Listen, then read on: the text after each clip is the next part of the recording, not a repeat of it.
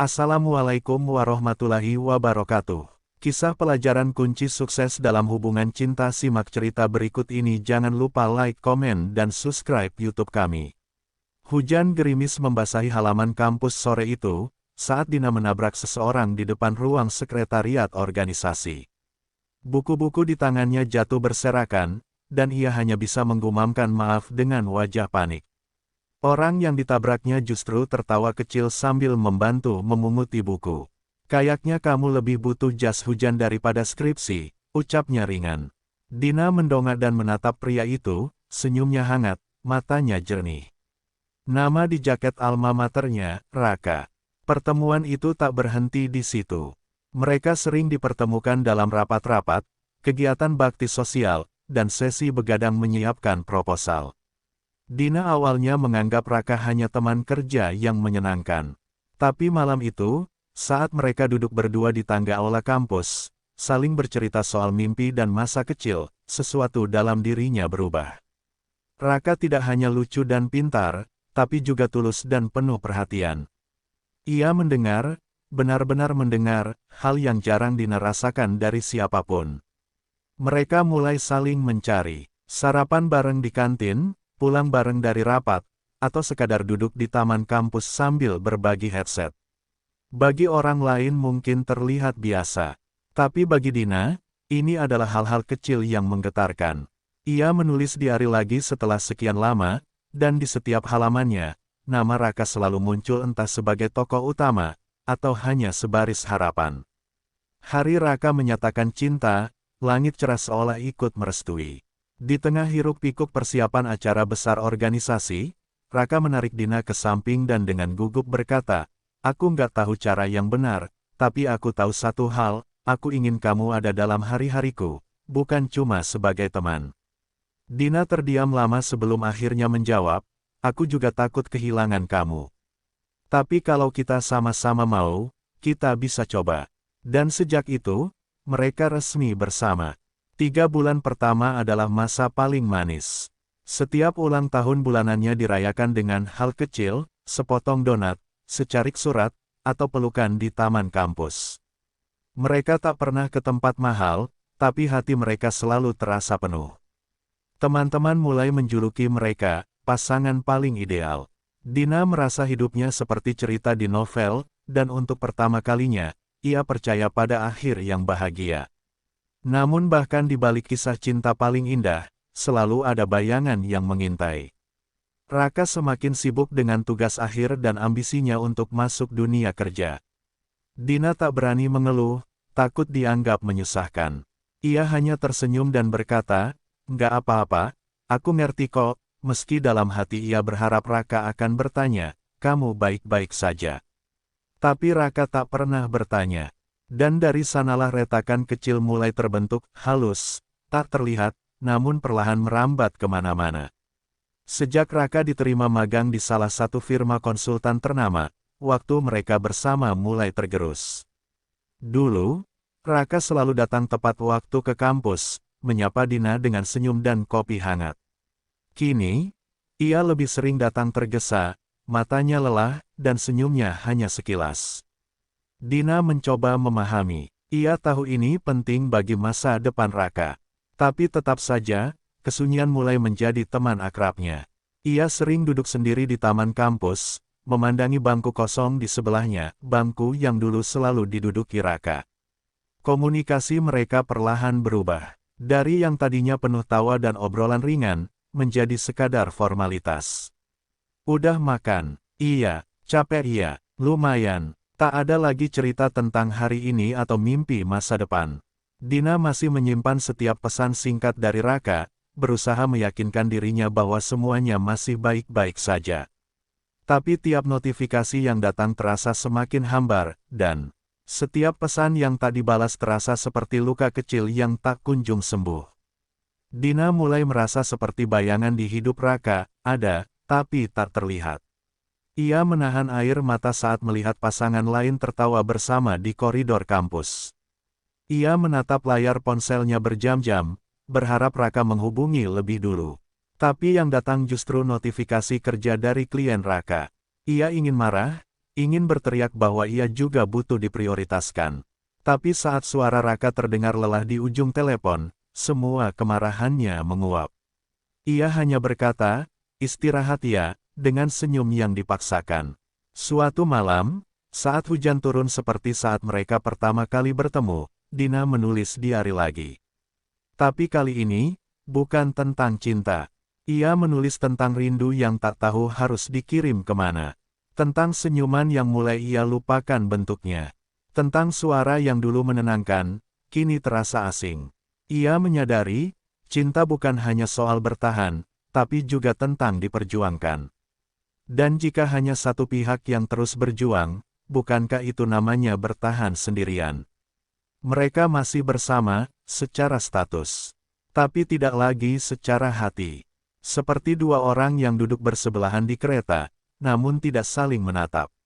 Dina masih mencintai Raka, tapi ia mulai bertanya dalam hati, apakah cinta yang tak diberi ruang tetap layak untuk dipertahankan. Sabtu sore yang mendung, Dina memutuskan untuk menunggu Raka di tempat biasa mereka dulu bertemu, kafe kecil di dekat kampus yang penuh kenangan. Ia memesan 2 cangkir kopi seperti biasa, satu dengan gula, satu tanpa, dan duduk di meja sudut dekat jendela. Ia menunggu selama 1 jam, lalu 2 jam. Raka tak datang, tak ada pesan, tak ada kabar. Saat akhirnya ponselnya bergetar, pesan singkat itu membuat dadanya nyeri, "Maaf, ketiduran abis kerja lembur." Lain kali ya, begitu singkat, begitu datar, seolah waktu dan harapannya tak berarti apa-apa. Kekecewaan itu membuncah menjadi kemarahan. Saat Raka akhirnya menghubunginya malam itu, Dina tak bisa lagi menyembunyikan lukanya. "Aku capek, Rak. Capek nunggu, capek ngertiin kamu, capek pura-pura kuat," ucapnya dengan suara bergetar. Raka terdiam beberapa saat, sebelum akhirnya berkata, "Aku juga capek, Din. Aku kerja bukan buat main-main. Aku lagi kejar masa depan kita." Suara Raka meninggi tanpa sadar. Kata, "kita," yang seharusnya menyatukan, justru kini menjadi pisau yang membelah, karena yang satu merasa berjuang sendiri, dan yang satu merasa tak dimengerti. Pertengkaran itu jadi yang paling besar selama hubungan mereka. Kata-kata tajam terucap, emosi meledak, dan untuk pertama kalinya, ada jeda panjang yang tidak diisi oleh permintaan maaf. Dina menangis sendirian di kamarnya malam itu. Ia merindukan Raka, tapi juga marah padanya. Ia ingin dipeluk, tapi juga ingin pergi. Cinta yang dulu memberi rasa aman, kini berubah menjadi lautan emosi yang menenggelamkan. Ia mulai bertanya pada dirinya sendiri, apakah ini masih cinta, atau hanya kebiasaan yang tak rela dilepaskan. Di sisi lain, Raka pun terpukul. Ia duduk di balkon kosnya, menatap langit kosong. Ia sadar ia mencintai Dina, tapi juga sadar telah lalai. Ia membiarkan kesibukan membutakannya. Tapi ia juga lelah merasa harus kuat, harus sukses, harus mampu menjadi sosok yang layak dicintai. Dalam diamnya, ia berharap Dina bisa menunggu sedikit lebih lama. Tapi apakah ia pantas meminta waktu, ketika ia sendiri lupa memberi perhatian? Hari-hari setelah itu diwarnai keheningan. Tak ada pesan masuk, tak ada telepon larut malam. Dunia mereka seolah kembali jadi 2 ruang terpisah. Masing-masing menunggu, masing-masing menahan ego. Namun di dalam hati, mereka sama-sama bertanya dalam sunyi, kalau cinta ini masih ada, kenapa rasanya seperti kehilangan? Hening yang berlangsung selama hampir seminggu akhirnya pecah. Oleh sebuah pesan singkat dari Dina, "Kita bisa bicara. Bukan bertengkar, hanya bicara." Raka membacanya berulang kali sebelum akhirnya mengetik balasan, "Aku juga butuh itu." Mereka bertemu di taman kampus yang kini terasa asing. Tak ada lagi tawa, tak ada sentuhan. Hanya 2 orang yang saling mencintai tapi terluka, duduk di bangku kayu dengan jarak 1 lengan, dan hati yang lebih jauh dari itu. Dina membuka pembicaraan lebih dulu, suaranya lirih tapi tegas. "Aku nggak mau hubungan ini berakhir karena kita saling menebak perasaan masing-masing." Raka menunduk. Ia merasa bersalah, tapi juga bingung harus berkata dari mana. Akhirnya ia berkata pelan, aku kira selama aku kerja keras, itu cukup menunjukkan aku serius sama kita. Tapi aku lupa, kamu juga butuh hadirnya aku, bukan cuma rencana tentang masa depan. Kata-kata itu membuat Dina menitikkan air mata, bukan karena sedih, tapi karena akhirnya didengar. Mereka bicara lama, bukan lagi saling menyalahkan, tapi saling membuka luka. Dina mengaku merasa sendirian dalam hubungan yang seharusnya berdua. Raka mengungkapkan ketakutannya dianggap gagal jika ia tak berhasil mencapai target-target hidupnya. Mereka saling menunduk, lalu saling menatap. Tidak semua jawaban ditemukan hari itu, tapi untuk pertama kalinya dalam waktu yang lama, mereka saling memahami tanpa harus menang atau kalah dalam perdebatan. Raka mengulurkan tangan, ragu-ragu. Boleh aku genggam tangan kamu lagi, bukan sebagai pacar yang sempurna, tapi sebagai seseorang yang mau belajar lebih baik. Dina mengangguk sambil tersenyum kecil. Mereka menggenggam tangan, bukan sebagai akhir dari masalah, tapi sebagai awal dari usaha baru. Usaha untuk saling mengenal kembali, bukan hanya sebagai pasangan, tapi sebagai dua manusia yang bisa rapuh dan saling menguatkan. Sejak hari itu, mereka sepakat untuk membuat ruang dalam hubungan, ruang untuk bicara, bukan hanya tentang hal besar, tapi juga tentang hal kecil yang dirasa. Dina tak lagi menahan kesedihan, dan Raka tak lagi menyimpan beban sendiri.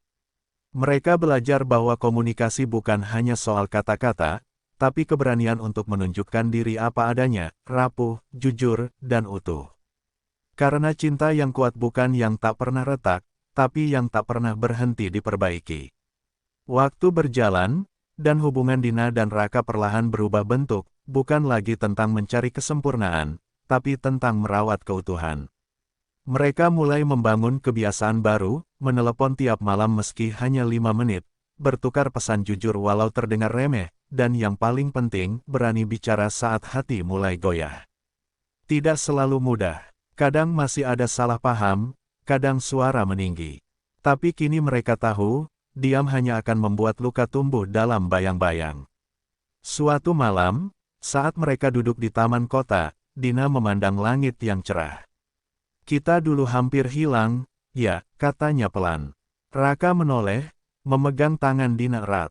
Iya, tapi ternyata, yang hampir hilang bisa kembali, kalau dua orang masih mau saling mencari.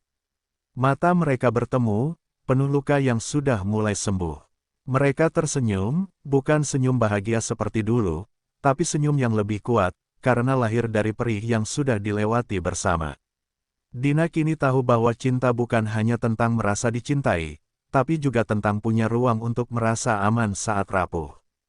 Raka pun sadar, menjadi pasangan bukan soal menjadi sempurna, tapi hadir saat dibutuhkan, sekecil apapun bentuknya. Mereka mulai saling menghargai ritme hidup masing-masing. Tak ada lagi saling menebak isi hati, karena kini mereka tak ragu untuk bertanya, dan tak takut untuk menjawab. Hubungan mereka mungkin tak lagi dipenuhi kejutan manis seperti dulu. Tak ada lagi surat cinta di laci, atau coklat sembunyi di tas. Tapi kini ada pelukan setelah hari yang berat, ada genggaman tangan saat ragu, dan ada dua orang yang tak lagi berjalan sendirian. Cinta mereka tumbuh, bukan dengan api yang menyala-nyala, tapi dengan nyala kecil yang stabil, hangat, dan tak mudah padam.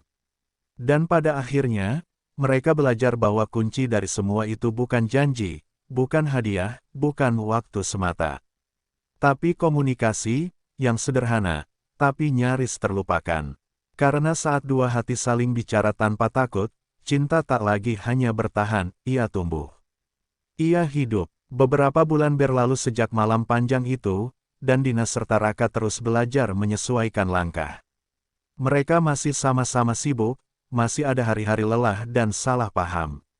Tapi sekarang, mereka tahu cara menyembuhkan sebelum luka menjadi dalam. Mereka tak lagi menunggu salah satu menyerah, mereka berjalan berdampingan, saling menguatkan, dan saling mengingatkan bahwa cinta bukan tentang siapa yang paling benar, tapi siapa yang paling mau bertahan. Dina mulai menulis lagi, bukan tentang kesedihan, tapi tentang harapan.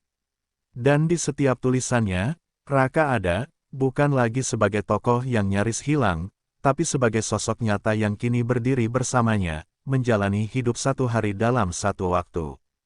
Sementara Raka, yang dulu hanya mengejar keberhasilan, kini belajar bahwa sukses tak ada artinya jika tak ada yang menunggu di akhir hari dengan senyum tulus dan pelukan hangat. Suatu sore, di taman tempat mereka dulu hampir berpisah, Raka memeluk Dina dan berkata pelan, "Kalau suatu hari nanti kita lupa lagi cara mencintai, kita janji untuk kembali ke sini. Bukan untuk berpisah, tapi untuk mengingat kenapa dulu kita mulai."